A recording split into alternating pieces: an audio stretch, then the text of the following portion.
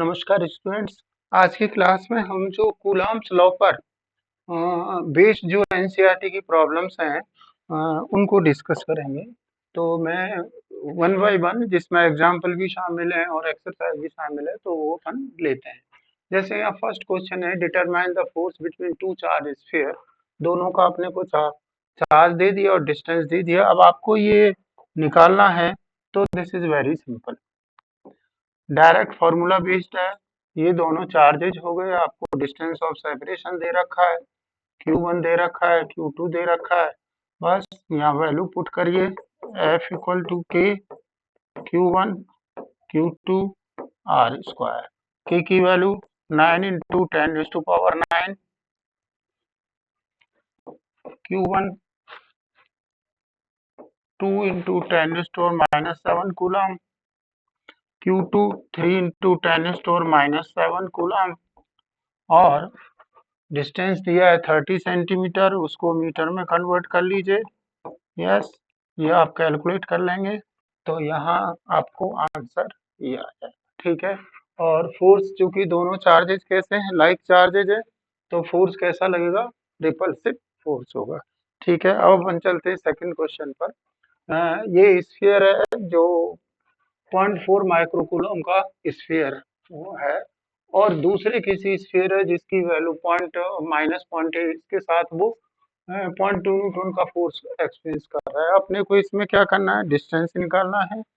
तो बहुत सिंपल, यहाँ ये सपोज कर लिया, ये एक स्फीयर हो गया, ये दूसरा स्फीयर हो गया। आर हमको पता नहीं है क्या है, यस, बट इनके बीच में फोर्स कितना लग रहा है वो गिवन है। फोर्स की वैल्यू क्या गिवन है, 0.2 न्यूटन। ठीक है। मैं सपोज कर लिया कि ये Q1 है जो 0.4 माइक्रोकूलम है, ये Q2 है से, और इसकी वैल्यू है -0.8 माइक्रोकूलम। ठीक है। फोर्स कैसा लगेगा, अट्रैक्टिव लगेगा। फोर्स की वैल्यू अब मैं निकालूं तो फोर्स की वैल्यू आएगी, वही कूलम्स लॉ अप्लाई करिए कि Q1 Q2 और R स्क्वायर। R अननोन है तो आप यहाँ क्या करेंगे, R स्क्वायर, ठीक है, K Q1 Q2 और अपॉन F, वैल्यू पुट कर दीजिए। वैल्यू अपन पुट करेंगे इसमें, तो R स्क्वायर 9 10⁻⁹, Q1 का वैल्यू 0.4 माइक्रोकूलम। तो ऐसा ही मैं लेना होता है सब वैल्यू को, तो मैंने इसको कूलम में कन्वर्ट कर लिया। वो 0.8 माइक्रोकूलम, तो 10⁻⁻⁶। यार ध्यान रखिएगा, मैंने माइनस है पर माइनस नहीं लिया, क्योंकि फॉर्मूला ये होता है, मॉडुलस लेना है। ये वैल्यू कितना है, 0.2। ठीक है। अभी आप चाहें तो इसको R की वैल्यू निकालना है, तो स्क्वायर को हटाइए यहाँ से, और ये इसको, ये आंसर किस में आ जाएगा आपका, मीटर। ठीक है। इसका क्वेश्चन का जो नेक्स्ट पार्ट है, वो नेक्स्ट पार्ट ये था कि सेकंड स्फीयर पर कितना होगा। तो सेकंड स्फीयर पर बताया था कि Newton second law, Coulomb's law है, वो क्या करता है, फॉलो करता है किसको, न्यूटन सेकंड लॉ को। बस सेम मैग्नीट्यूड का फोर्स लगता है, बट अपोजिट डायरेक्शन में लगेगा। ठीक है। अब आते हैं अपन नेक्स्ट प्रॉब्लम पर। ये प्रॉब्लम 3 है। यहाँ आपको ए और बी दो कॉपर के स्फीयर्स दिए हैं। ठीक है। ओरिजिनल में जो दिया है आपको, ये वैल्यू दी है कि दोनों का जो चार्ज है सेम है। ठीक है। पॉइंट चार्ज ट्रीट कर सकते हो, क्योंकि रेडिया नेग्लिजिबल है डिस्टेंस ऑफ सेपरेशन के। तो आपको फोर्स निकालना है, ये फोर्स की वैल्यू है, और फोर्स की वैल्यू आपने 9 के की वैल्यू पुट करी, Q1 की वैल्यू पुट कर दी,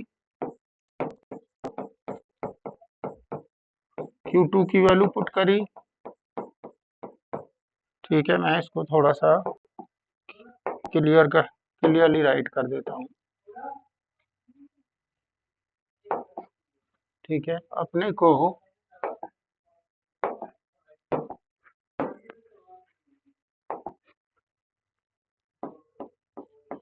एफ के Q1 Q2 are square, value put की के 9 10⁹ यस, दोनों पर चार्ज की वैल्यू सेम है, कूलम में ही है, और ये Q2, distance of separation 50 centimetre, तो उसको मीटर में कन्वर्ट कर दिया। यस, आप सॉल्व कर लेंगे, आंसर आ जाएगा। सेकंड में उसने क्या कहा है कि the charge is doubled and distance is half. देखिए यहाँ ये एफ डैश है, ईच चार्ज डबल हो गया तो Q1 डैश ये Q2 डैश और डिस्टेंस कितना हो गया हाफ, ठीक है, मीन्स के ये 2Q1 हुआ, वो 2Q2 हुआ, यस, और ये 2 डिस्टेंस हाफ हुआ है, तो ये पहले से कितना रह गया हाफ, 25 सेंटीमीटर। इट मीन्स ये आपका आ गया 16 के Q1 Q2 आर स्क्वायर। तो जो आपका पहले वैल्यू था उससे कितने टाइम फोर्स आ जाएगा, 16 सा, ठीक है। अब अपन लेते हैं नेक्स्ट प्रॉब्लम। ये ए और बी, ठीक है, दोनों आइडेंटिकल चार्ज है और वही है, बस थोड़ा सा इसमें मॉडिफिकेशन किया उसी प्रॉब्लम्स में, कि क्या किया,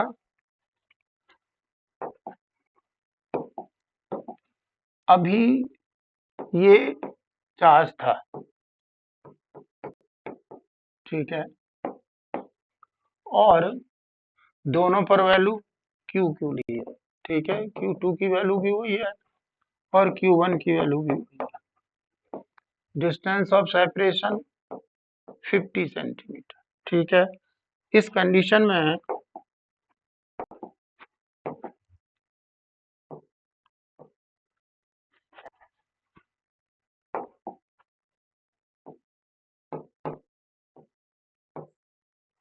ठीक है, सेम वैल्यू है, ये क्यू से डिनोट किया है, मैं थोड़ा इसको चेंज करता हूँ, जैसा क्वेश्चन में दिया है उसके हिसाब से कर देता हूँ मैं इसको।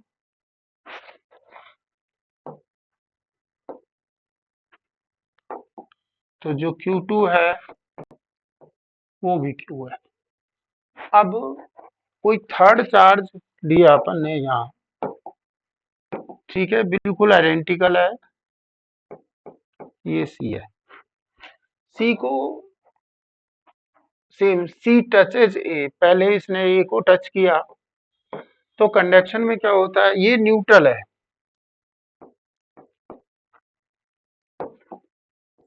अनचार्ज्ड है, तो जब ये इसको टच करेगा A को, उसके बाद ये टच करेगा किसको, B को, तो जैसे A को ये जब टच करेगा तो इन पर जो टच करने के बाद जो टोटल चार्ज होता है वो टोटल चार्ज कितना है, Q प्लस 0, यस, और ये दोनों पर क्या होगा, इक्वली डिवाइड होगा, तो टच करने के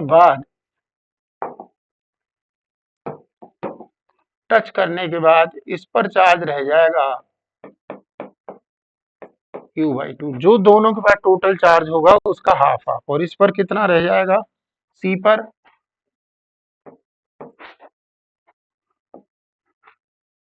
Q1 डैश की वैल्यू हो जाएगी Q/2, ठीक है। अब नेक्स्ट स्टेप में ये क्या करता है कि इसने इसके बाद B को टच किया C ने, ठीक है, टच किया तो दोनों पर टोटल चार्ज अभी कितना है B और C पर, वो है Q/2 प्लस Q, ये दोनों पे टोटल चार्ज है और दोनों आइडेंटिकल है, तो टच करने के बाद जब अलग होंगे तो ये चार्ज इक्वली डिवाइड होगा, ठीक है। तो इसके बाद इस पर जो चार्ज आएगा वो टोटल 3/2Q है, तो इस पर कितना आ गया 3Q/4, और इस पर भी कितना आ गया 3Q/4, ठीक है। अब क्वेश्चन ये है कि अब नया फोर्स क्या होगा, ठीक है, डिस्टेंस चेंज करी नहीं है, तो अब जो नई वैल्यू आएगी चार्ज की,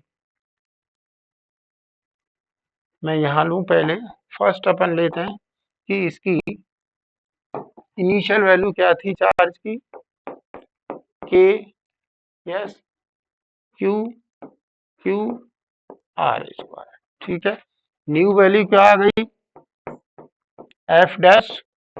यस, यहाँ चार्ज कितना हो गया,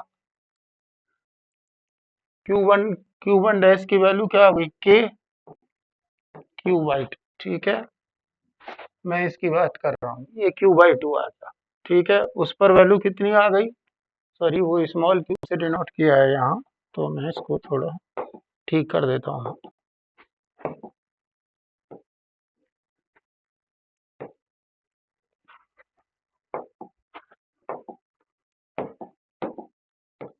स्मॉल,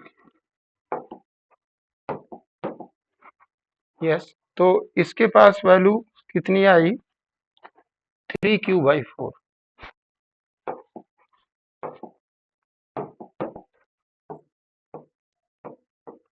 यस, और डिस्टेंस ऑफ सेपरेशन क्या है, वही है।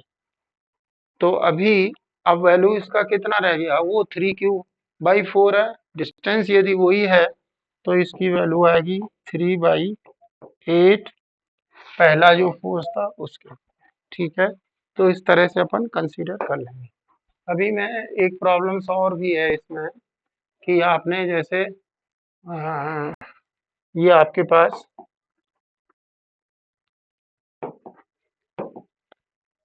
ए स्फीयर है, ये बी स्फीयर है।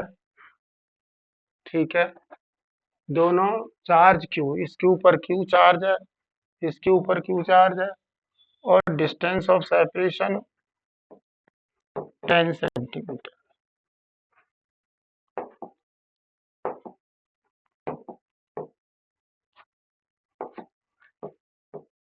यस, तो इन दोनों पर फोर्स नोट किया उसने, और जो रिपल्सन फोर्स है उसकी वैल्यू है K Q square upon R square. ठीक है, फिर स्टेप बी लिया। बी स्टेप में क्या किया उसने, कि यहाँ एक डिफरेंट चार्जेस है, ये सी चार्ज है, आइडेंटिकल है, अनचार्ज है, स्फीयर है ये डी है, ये दोनों अनचार्ज, इनके ऊपर कोई चार्ज नहीं है, तो इसकी वैल्यू 0, इसके पास वैल्यू 0। ठीक है, दोनों को टच कराया, सी को ए से टच कराया, डी को बी से टच कराया। मैंने बताया था टच करने पर जो टोटल चार्ज होता है दोनों का वो इक्वली डिवाइड होगा। तो टच कराने के बाद जो चार्ज आएगा, दोनों का क्यू है, तो इस पर कितना आएगा, क्यू/2, इस पर भी कितना आएगा, क्यू/2, उस पर भी क्या है, 0 और क्यू है, टच कराने के बाद क्या आएगा, क्यू/2, इस पर कितना आएगा, क्यू/2। ठीक है, और एक और किया कि उसके बाद जो बी है,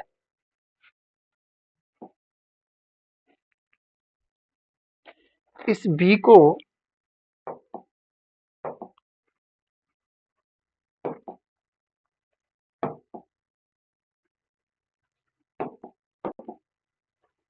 ए को तो यहाँ का यहीं रखा, और बी को 5 सेंटीमीटर क्लोज ले आए।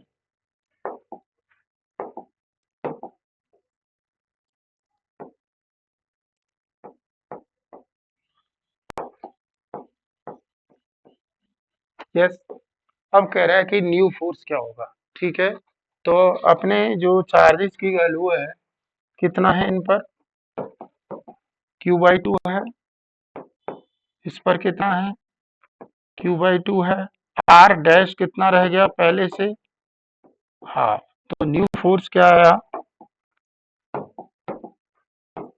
एफ डैश के क्यू/2 अपॉन दिस। ठीक है, क्या वैल्यू आ गई कैंसिल होके, सेम,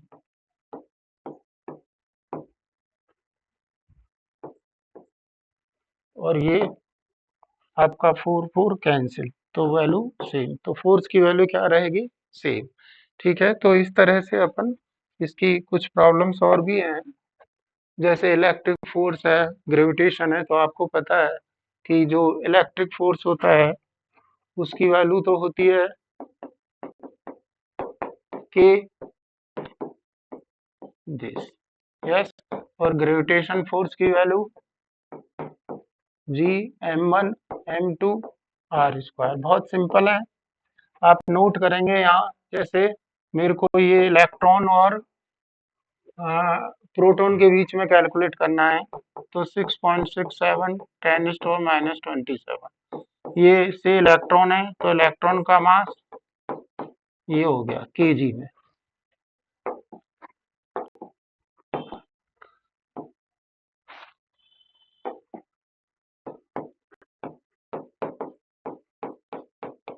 ये प्रोटॉन का मास हो गया, डिस्टेंस ऑफ सेपरेशन से आ है। इसमें लेंगे तो यहाँ ये इलेक्ट्रिक का है, इलेक्ट्रॉन पर चार्ज, प्रोटॉन पर चार्ज,